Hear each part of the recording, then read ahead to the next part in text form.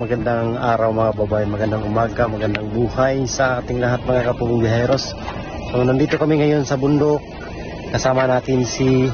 For today's video mga pare, may panibagong YouTube channel na naman tayong i-review o i-feature walang iba kundi ang YouTube channel ni PBTM Peter Paul.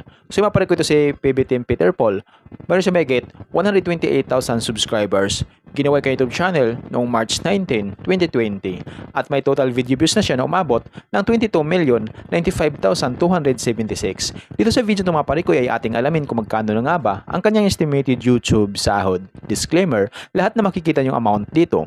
Yung mababanggit kong amount dito ay pawang estimated po lamang gamit ang Social Blade.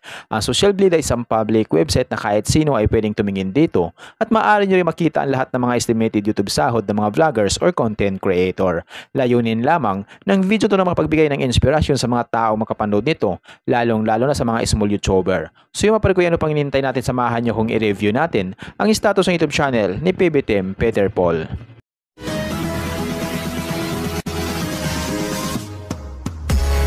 So yun mga pare ko, dito tayo ngayon sa official YouTube channel ni PBTM Peter Paul dito sa Social Blade. So mayroon siyang 498 uploads na video. At yung kanyang subscribers ay umabot na sa 128,000 subscribers. So deserve ni Peter Paul na magkaroon siya ng maraming subscribers. Deserve lahat ng mga Kalingap team na magkaroon sila ng maraming subscribers. So mas maganda kung umabot ng million subscribers upang mapalawak pa nila yung magandang layunin, yung pagtulong sa mga kapuspalad.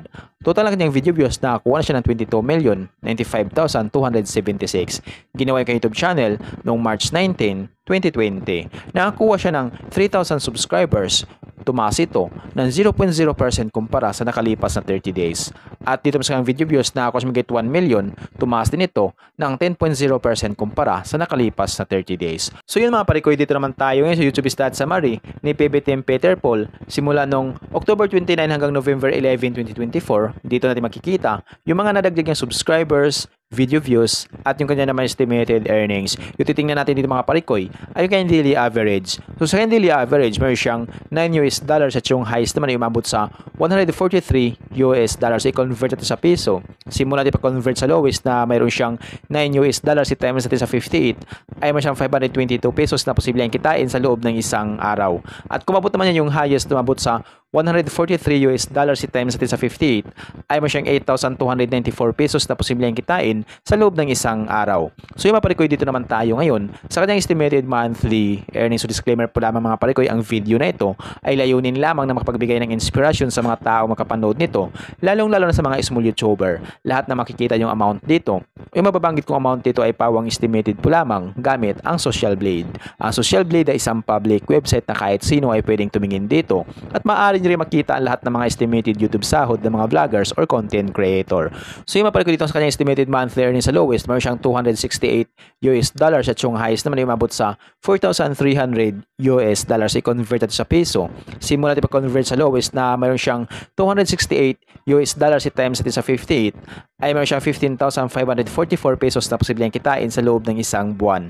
At kumabot naman yung highest, umabot sa $4,300 i-times natin sa 58 ay meron siyang 249,400 pesos na posibleng kitain sa loob ng isang buwan. Pero maaaring magbabago pa ito mga parikoy, depende sa dami ng views na makukuha ni PBTM Peter Paul. So dahil ang sahod ng mga vloggers or content creator, nakadepende yan sa dami ng views, hindi sa dami ng subscribers. At laking tulong din yung mga viewers na hindi nag-i-escape ng ads. Kaya hanggat maaari, huwag po tayo mag-escape ng ads sa lahat ng mga video ni PBTM Peter Paul. So yun mga parikoy, deserve lahat ng mga PBTM na magkaroon sila ng malaking sahod sa kanilang YouTube channel. Alam naman natin kung gaano na karami ang natutulungan ng mga PBTM.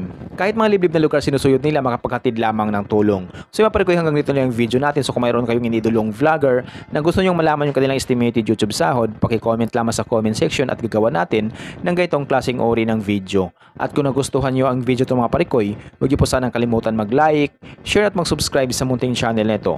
Once again, this is Parikoy TV. Peace out.